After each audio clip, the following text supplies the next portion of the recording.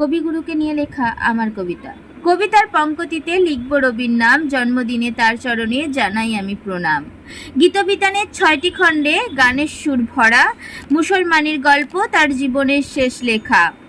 Postmaster অতিথি সমাপ্তিতে ব্যথা, অন্যতম গল্পের মতো শ্রেষ্ঠ রাজপথের কথা।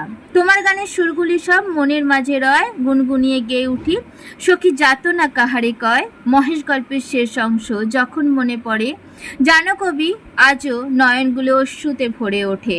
এটাই বোধহয় সার্থকতা শ্রেষ্ঠ কবির কাছে। বৈশাখকে স্বাগত জানাই তোমার গানের মাঝে।